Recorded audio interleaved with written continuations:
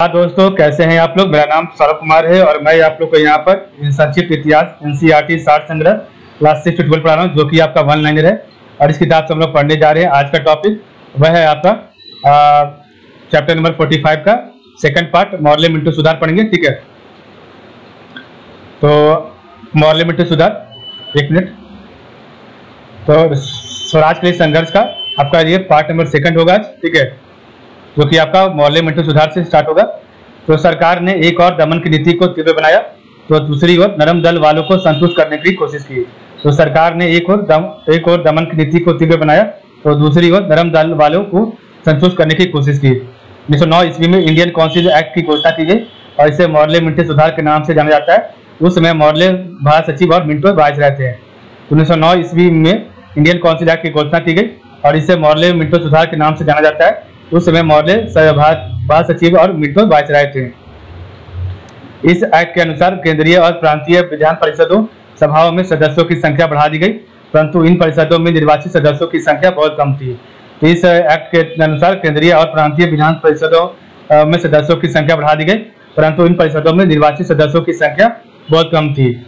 ये निर्वाचित सदस्य जनता द्वारा नहीं बल्कि जमींदारों, व्यापारियों, विद्यालयों और स्थानीय संस्थाओं द्वारा चुने गए थे। तो ये निर्वाचित सदस्य जनता द्वारा नहीं बल्कि जमींदारों, व्यापारियों, विद्यालयों और स्थानीय संस्थाओं द्वारा चुने गए थे। ठीक है, अंग्रेजों ने इन सुधारों के अंतर्गत सांप्रदायिक प्रतिनिधित्व व्यवस्था प्रारंभ की, जिसका उद्देश्य हिंदुओं और मुसलमानों में मतभेद पैदा करना था। तो अंग्रेजों ने इन सुधारों के अंतर्गत सांप्रदायिक प्रतिनिधित्व व्यवस्था प्रारंभ की, जिसका उद्देश्य हिंदुओं और मुसलमानों में मतभेद पैदा करना था। परिषदों में कुछ सीटें मुसलमान मतदाताओं द्वारा चुने जाने वाले मुस्लिम प्रतिनिधियों के लिए सुरक्षित रखी गई। तो परिषदों में कुछ सीटें मुसलमान मतदाताओं द्वारा चुने जाने वाले मुस्लिम प्रतिनिधियों के लिए सुरक्षित रखी गई। और राष्ट्रीय आंदोलन को कमजोर बनाने के लिए अंग्रेजों ने भारत में सांप्रदायिकता का बढ़ावा दिया। तो परिषदों में कुछ सीटें मुसलमान मतदाताओं द्वारा चुने जाने वाले मुस्लिम प्रतिनिधियों के लिए सुरक्षित रखी गई और राष्ट्रीय आंदोलन को कमजोर बनाने के लिए अंग्रेजों ने भारत में सांप्रदायिकता का बढ़ावा दिया। कांग्रेस ने 1909 ईस्वी के अपने अधिवेशन में इन सुधारों का स्वागत किया और परंतु धर्म पर आधारित पृथक प्रतिनिधित्व पर विरोध किया। तो कांग्रेस ने 1909 ईस्वी के अपने अधिवेशन में इन सुधारों का स्वागत किया, परंतु धर्म पर आधारित पृथक प्रतिनिधित्व का विरोध किया। भारत सचिव ने कहा कि भारत में संसदीय सरकार की स्थापना करने की उनकी कोई इच्छा नहीं है। तो भारत सचिव ने कहा कि भारत में संसदीय सरकार का स्थापना करने की उनकी कोई इच्छा नहीं है। 1857 ईस्वी के विद्रोह के बाद जो निरंकुश सरकार स्थापित हुई वह मोर्ले मिंटो सुधारों के बाद भी कायम रही। तो 1857 ईस्वी के विद्रोह के बाद जो निरंकुश सरकार स्थापित हुई थी वह मोर्ले मिंटो सुधार के बाद भी कायम रही थी। सत्येंद्र नाथ सिन्हा गवर्नर जनरल की कार्यकारिणी परिषद के पहले भारतीय सदस्य बने। तो सत्येंद्र नाथ सिन्हा गवर्नर जनरल की कार्यकारिणी परिषद के पहले भारतीय सदस्य बने। सत्येंद्र नाथ सिन्हा को बिहार और उड़ीसा का गवर्नर बनाया गया और समूचे ब्रिटिश शासन के दौरान इतने ऊंचे पद पर पहुंचने वाले वे एकमात्र भारतीय थे। ठीक है, तो सत्येंद्र नाथ सिन्हा गवर्नर जनरल की कार्यकारिणी परिषद के पहले भारतीय सदस्य बने और सत्येंद्र नाथ सिन्हा को बिहार और उड़ीसा का गवर्नर बनाया गया और समूचे ब्रिटिश शासन के दौरान इतने ऊंचे पद पर पहुंचने वाले वे एकमात्र भारतीय थे। ठीक है, दिल्ली दरबार 1911 में जो हुआ उसके बारे में पढ़ते हैं। तो 1911 ईस्वी में दिल्ली में दरबार का आयोजन हुआ, जिसमें ब्रिटेन के राजा जॉर्ज पंचम और उनकी रानी ने भाग लिया। इस अवसर पर दो महत्वपूर्ण घोषणाएं की गई। प्रथम घोषणा में 1905 ईस्वी में किए गए बंगाल विभाजन को रद्द कर दिया गया, जबकि दूसरी घोषणा में ब्रिटिश भारत की राजधानी कलकत्ता से दिल्ली स्थानांतरित कर दी गई और दिल्ली 1 अप्रैल 1912 ईस्वी को भारत की राजधानी बनी। तो दिल्ली दरबार 1911 ईस्वी में दिल्ली में दरबार का आयोजन हुआ, जिसमें ब्रिटेन के राजा जॉर्ज पंचम और उनकी रानी ने भाग लिया। इस अवसर पर दो महत्वपूर्ण घोषणाएं की गई। प्रथम घोषणा में 1905 में किए गए बंगाल विभाजन को रद्द कर दिया गया, जबकि दूसरी घोषणा में ब्रिटिश भारत की राजधानी कलकत्ता से दिल्ली स्थानांतरित कर दी गई और दिल्ली 1 अप्रैल 1912 को भारत की राजधानी बनी। नेक्स्ट आपका क्रांतिकारी राष्ट्रवादी। तो ये क्या था? तो देश के कुछ भागों में क्रांतिकारियों के कुछ ऐसे समूह थे जो ब्रिटिश शासन को सशस्त्र क्रांति के जरिए खत्म करने में विश्वास रखते थे। क्रांतिकारियों ने अनेक गुप्त संगठन बनाए जिनमें ये अपने सदस्यों को गोला बारूद बनाने और हथियार चलाने का प्रशिक्षण देते थे। ये संगठन महाराष्ट्र और बंगाल में अधिक सक्रिय थे और जिनमें महाराष्ट्र में अभिनव भारत सोसाइटी और बंगाल में अनुशीलन समिति प्रमुख थे। तो क्रांतिकारियों ने अनेक गुप्त संगठन बनाए जिसमें ये अपने सदस्यों को गोला बारूद बनाने और हथियार चलाने का प्रशिक्षण देते थे। ये संगठन महाराष्ट्र और बंगाल में अधिक सक्रिय थे और जिनमें महाराष्ट्र में अभिनव भारत सोसाइटी, तो महाराष्ट्र में अभिनव भारत सोसाइटी और बंगाल में अनुशीलन समिति प्रमुख थे। नेक्स्ट आपका है, इनके सदस्यों ने ब्रिटिश अफसरों, पुलिस अफसरों, मजिस्ट्रेटों, मुखबिरों, गवर्नरों तथा वायसरायों के विरुद्ध हिंसात्मक कार्रवाई की है। इनके सदस्यों ने ब्रिटिश अफसरों, पुलिस अफसरों, मजिस्ट्रेटों, मुखबिरों, गवर्नरों तथा वायसराय के विरुद्ध हिंसात्मक कार्रवाई की। ठीक है। महाराष्ट्र में आपका अभिनव भारत सोसाइटी था और बंगाल में अनुशीलन समिति था। मुजफ्फरपुर बम कांड क्या था? तो मुजफ्फरपुर बम कांड 1908 में हुआ था। तो D.H. किंग्सफोर्ड कलकत्ता का एक क्रूर मजिस्ट्रेट था जिसने अनेक क्रांतिकारियों को बहुत कठोर सजा दी थी। परिणाम स्वरूप किंग्सफोर्ड को पदोन्नति देकर मुजफ्फरपुर में सत्र न्यायाधीश के पद पर भेजा गया था। तो D.H. किंग्सफोर्ड कलकत्ता का एक क्रूर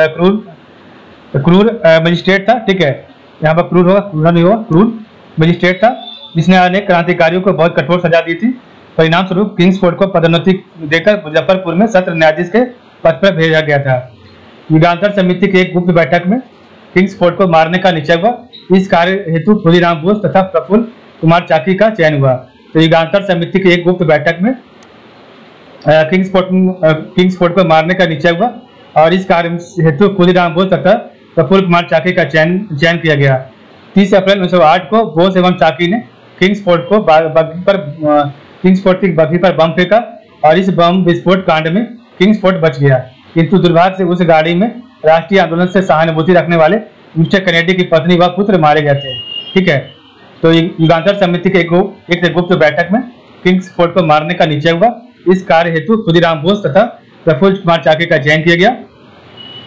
30 अप्रैल 1908 को बोस एवं चाकी ने किंग्सफोर्ड की बग्घी पर बम फेंका और इस बम विस्फोट कांड में किंग्सफोर्ड बच गया, किंतु दुर्भाग्य से इस गाड़ी में राष्ट्रीय आंदोलन से सहानुभूति रखने वाले मिस्टर कैनेडी की पत्नी व पुत्र मारे गए। खुदीराम बोस सबसे कम उम्र में शहीद होने वाले क्रांतिकारी थे। तो खुदीराम बोस सबसे कम उम्र में शहीद होने वाले क्रांतिकारी थे। कलकत्ता के मनिकतुल्ला गार्डन, तो कलकत्ता के मनिकतुल्ला गार्डन हाउस पर अनेक क्रांतिकारियों द्वारा बम बनाने और हथियार चलाने का अभ्यास करने के कारण पुलिस द्वारा छापेमारी की गई। अरविंद घोष और उनके भाई वरिंद्र कुमार घोष सहित अनेक क्रांतिकारी पकड़े गए। तो कलकत्ता के मनिकतुल्ला गार्डन हाउस पर अनेक क्रांतिकारियों द्वारा बम बनाने और हथियार चलाने का अभ्यास करने के कारण पुलिस द्वारा छापेमारी की गई। अरविंद घोष और उनके भाई वरिंद्र कुमार घोष सहित अनेक क्रांतिकारी पकड़े गए।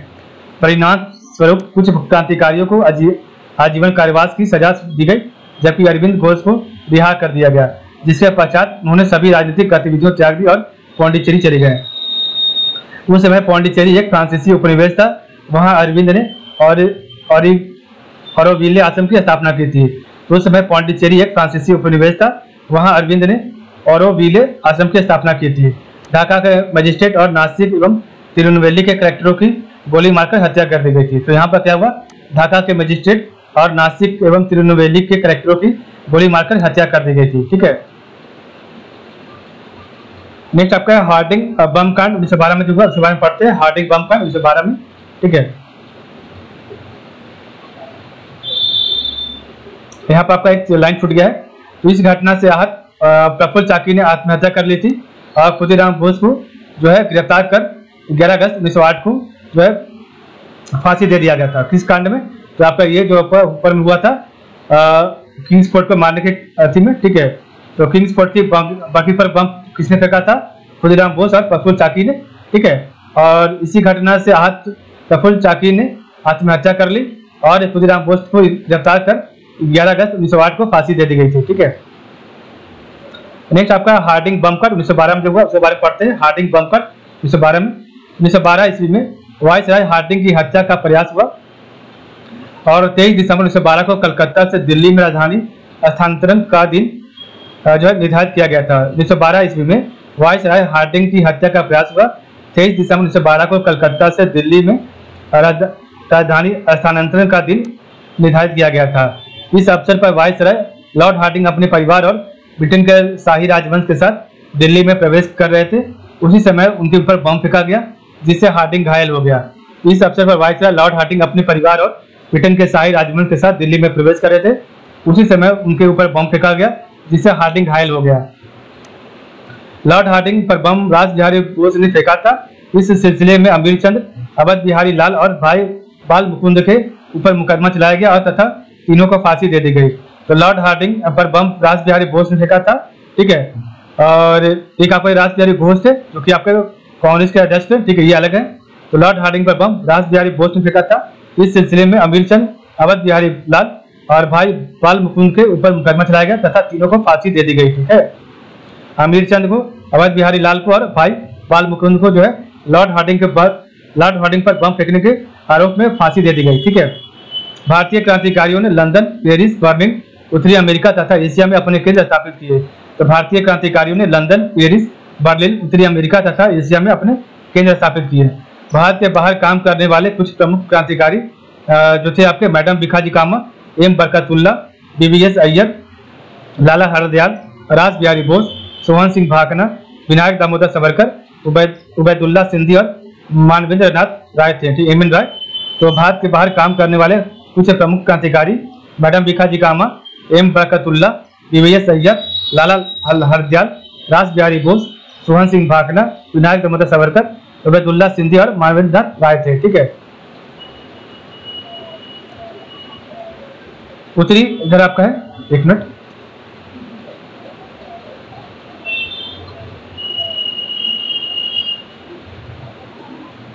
उत्तरी अमेरिका के भारतीय क्रांतिकारियों ने विभिन्न भारतीय, गुजराती, उर्दू, मराठी, हिंदी आदि भाषाओं में गदर नामक अखबार निकाला तथा गदर पार्टी की स्थापना की।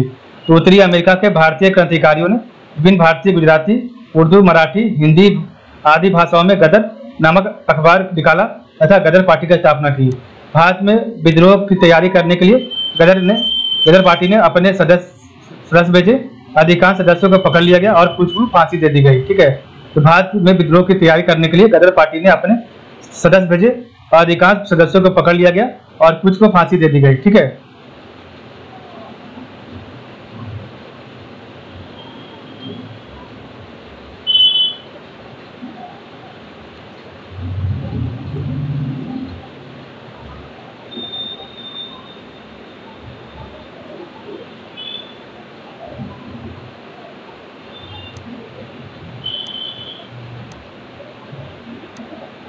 तो इस प्रकार आपका जो आज का जो टॉपिक है आप यहीं तक कंप्लीट रखेंगे, ठीक है।